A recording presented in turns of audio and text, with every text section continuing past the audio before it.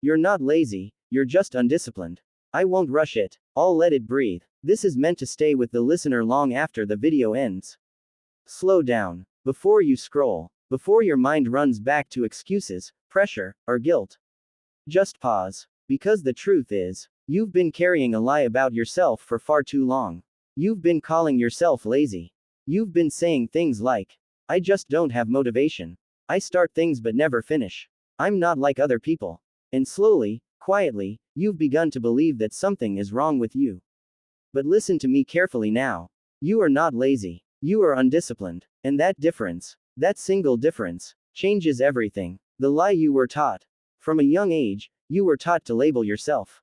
Bad grades, lazy. Missed deadlines, lazy. Unfinished goals, lazy. And over time, that word stopped being something you did. It became something you were. I am lazy. But laziness is not a personality trait. It's not genetic. It's not permanent. Laziness is a symptom, not the disease.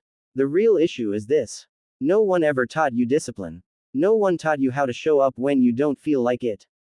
No one taught you how to work when motivation disappears. No one taught you how to stay consistent when results are slow.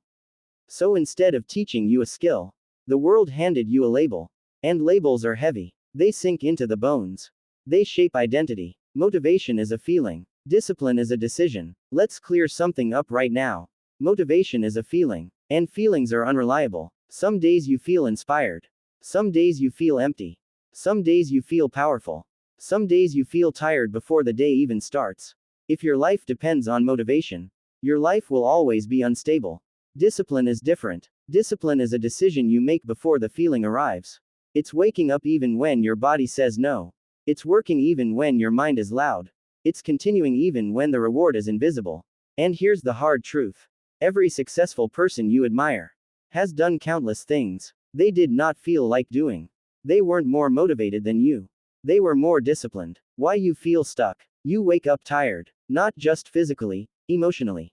You scroll. You distract yourself. You tell yourself you'll start tomorrow.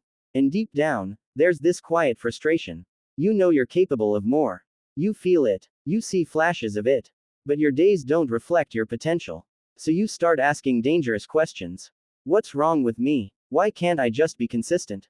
Why does everyone else move forward while I stay here?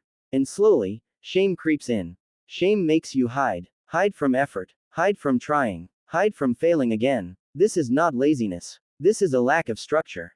A lack of discipline. A lack of self-trust. Discipline is self-respect in action. Let me tell you something most people won't. Discipline is not punishment. Discipline is not cruelty. Discipline is self-respect. It's you saying, I will not abandon myself today. I will not betray my future for comfort. I will keep my word to me. Every time you do what you said you would do, even something small, you rebuild trust with yourself. And trust is powerful, because when you trust yourself, you stop negotiating with excuses. You stop overthinking. You stop waiting for perfect conditions. You move. The comfort trap. Comfort is the enemy no one warns you about. Comfort feels safe. Comfort feels warm. Comfort whispers, you deserve a break. And sometimes, you do. But comfort doesn't tell you when to stop. It slowly turns into a cage. One skipped workout becomes a habit. One delayed goal becomes a year.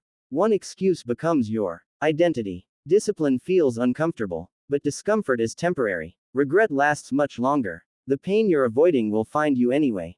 Here's something you need to hear. You cannot avoid pain. You can only choose which pain.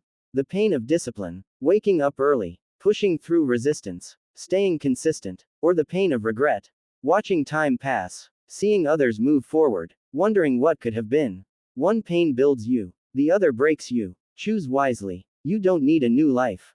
You need new standards. Most people think they need a fresh start. A new year, a new job, a new environment. But what they really need is new standards. Standards for how they show up. Standards for how they spend time. Standards for what behavior they accept from themselves. Raise your standards, and your behavior will follow. Start small. Stay consistent. Discipline doesn't begin with dramatic change. It begins with something boring. Make your bed. Drink water. Write one page. Walk for 10 minutes. Show up, even imperfectly. Consistency beats intensity every time. You don't need to be extreme. You need to be reliable. The day it changes. One day, Quietly, something shifts. You realize you don't argue with yourself as much. You don't wait for motivation. You just do the work. And that's when confidence arrives. Not loud confidence. Not social media confidence. Real confidence. The kind built on evidence. I said I would. And I did. Final words. You are not broken. You are not lazy. You are not behind. You were just never taught discipline. But discipline can be learned, built, strengthened. One decision at a time. One promise kept. One uncomfortable moment survived. And one day, you'll look back at this version of yourself. The one who almost gave up. And you'll be grateful you didn't. Because the life you want is on the other side of discipline. And you are closer than you think.